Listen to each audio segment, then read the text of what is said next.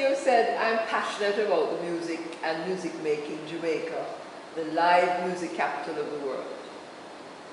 Tell us how you see the future for Jamaica and music. It's challenging. It's an adventure for those who will take it. The challenge for me is to convince us to not focus so much on reggae music and what Jamaican music is.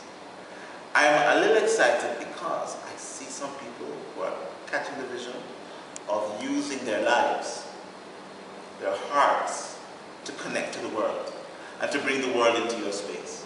The more and more we think about just merely doing music, like we do Jamaican music, like we are reggae people or rocksteady people as well, we really limit ourselves. We need to become more like Bob Marley and be global.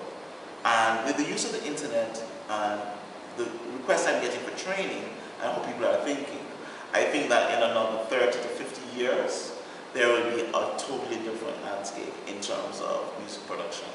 And that's going to be interesting. It's going to be far more collaborative, it's going to be a little bit more acoustic, and this writing is going to improve.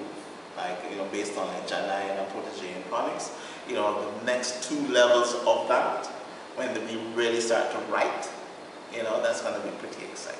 Wonderful. And in terms of training, you are about to open your new Avant Academy? Yes, we've opened and we offer 4 classes. We have piano, drums, guitar, and voice. We have about 12 teachers that can meet any need. So the thing is that based on my experience as a performer and an educator, I realized that what's happening is that people aren't getting what they need because the institutions, in a sense, are confined to offer what they offer based on their government or however they are structured. We are not structured that way. We are structured around the needs of the individual. So if you say to me, boy, you know, I want to learn to play, sing a song for my husband at the anniversary in 6 months' time, we can just focus on that. We don't really have to be encumbered by trying to make you a major musician. If you want to be a major musician, then go to Juilliard or Berkeley or even Emrie College. We can help you to do that. We are focused on meeting your objectives. Right. So we are now at the silly part of our interview or conversation, and that's the little known facts that would excite us about you. What about your favorite movie? I have a couple of favorite movies. Talladega Nights, for sure. Any Pixar movie, to be honest. Up, the animated movie Up. It's a delicious movie about an old man who is trying to fulfill his wife's wish of living in the Amazon in South America, and that's quite something. I like any Will Ferrell movie, and I'm a Star Trek nut. Okay. I have enough of Star Trek, and that's a bit of that quantum warp theory, speed of light thing that's going on. And all those years on tour, any fun things, episodes, anything that you remember? There's so many. Couple will do. Yeah, life on the road is a strange thing, right? People say to you, how was Paris? And you go, yes, we got off the plane, we went to the venue, we did the sound check, we got in a bus, and we traveled for 10 hours, and then we did another venue. So I know the airports really well.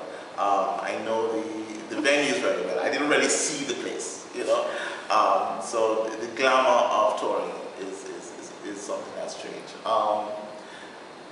Funny and scary things. I don't know about funny, but there are instances where cultures clash, and we went to, what was it, Guadeloupe, and we did a performance. I was performing with Sean Paul, and the promoters decided to do the show in a very upscale manner. And if you know, working with Sean Paul is dance music. We have dancers, it's a lot of winding up and so on. I'm wearing a cap, I'm trying to look cool and urban and whatever have you, like a hip hop guy or whatever. It's kind of funny. But the Africans, the African Caribbean people were not really invited. It was priced way out of the average person's range, and they had dining tables in front of us for a dancehall show, which Sean was like, I don't understand what's going on here. And so they did like an upscale event. Well, the locals didn't like it at all, and they literally tore down the walls, the barriers, and came at us. And so we're on the stage, and Sean is singing, and he's singing peace and love, and everybody calm down, and everybody's doing his best, to make this work, right? This African man jumps up on the stage, and I'm saying it's like a pirate movie, like somebody swings up, falls, jumps in front of you. He takes the monitor, right, off the ground. It's a very heavy monitor, and he threw it at our engineer, right, and he started to tear the stage apart. Of course, we made a really quick exit, and I have a bad leg from an accident, and I was really panicking. I was like, okay, what do? I got my equipment, my guitar, and I tried to jump off the stage, and I ran, and landed on my leg, and my leg didn't really respond really well. So, but anyway, you run through the van, and we had lots of those kinds of experiences. Women charging at us, tearing down a hotel, the whole front of, you can imagine Pegasus, something like the Pegasus, which is a fully glass door, and a barrage of women rushing it, trying to get to Sean Paul, and the glass bending, bending like that, from the pressure of the women, that kind of thing. So you've had all of those groupies, no paparazzi? Not much paparazzi. Yeah, groupies, there are lots of groupies on the road. And it's a little disturbing, for me, because at the time, most of the young girls are my daughter's age. Right, so we're not young. I'm 46 now.